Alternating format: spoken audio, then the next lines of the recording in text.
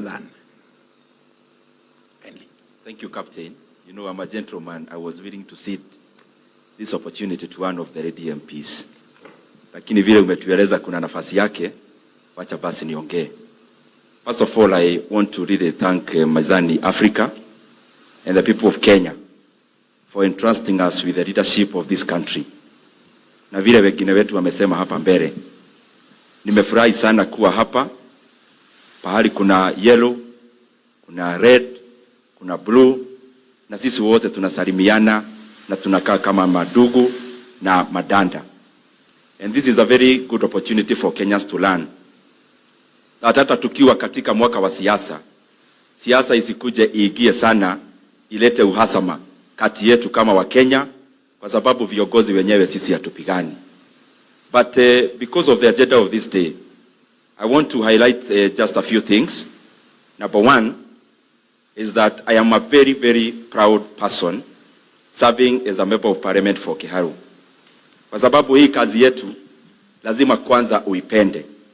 And I think the reason why maybe I have been nominated for these awards, yenye hata sijui tuko na pangapi.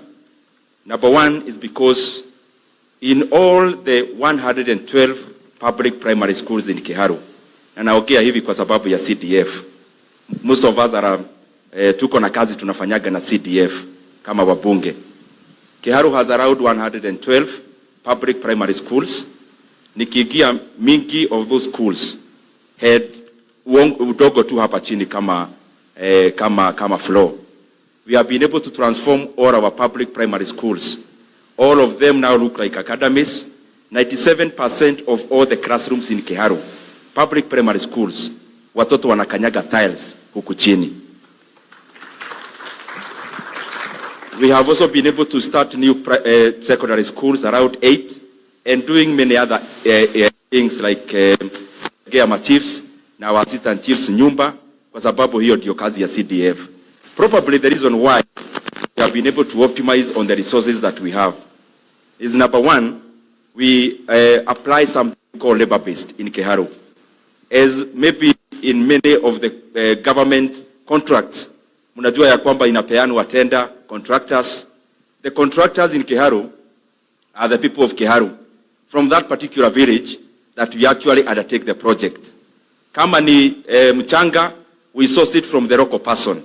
Kama ni mtu wa kujenga madirisha, tunatafuta wa the local shopping center, so that we optimize on the resources and we make sure that the velocity of the money that comes in terms of CDF also circulates within our locality, within our constituency Kiharu. Lastly, probably it's because of my pet project, that is economics, because beyond being the person who adjudicates and appropriates our CDF and also oversights, I have a pet project in economics, because I believe most of the reasons why we fight in our communities is basically because of the diminishing nature of our resources. And if we employ a way that we can be able to generate and grow our resources as a nation, as communities, where everyone has their part to play, hata uhasama inaenda chini. And I am looking forward, not just as a member of parliament, but a leader in Kenya. I'm looking forward to a better Kenya economically, and there are many areas we can learn from. Just to cite a country that we love to hate, that is China. China has been able to be transformed in a lifetime, from 1978 to date. Actually, from 1990, the people who were living in China in rural areas were accounting for around 75% of the population. Currently, it has reversed. The 75% now live in urban areas where there are industries. The GDP per capita of China in 1990, just the other day, was around 367 USD per capita. That of India, I'm using a peer then. Actually, of China, it was 317. Of India, it was $367 GDP per capita. Currently, from 1990, GDP per capita in China is now in excess of $10,000 per person. That is per capita. In India, that is around 2,000. How has that been able to be done as I finish? If I cite, for example, Japan has also been able to be transformed in the last century.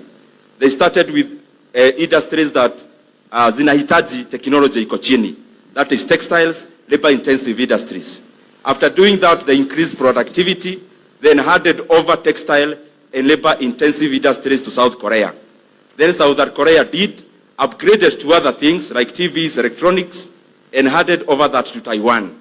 Taiwan did all that, then handed over to Malaysia. Malaysia did the labor-intensive industries, then handed over to the current giant in the making, that is Vietnam, with the lowest unemployment rate in the world.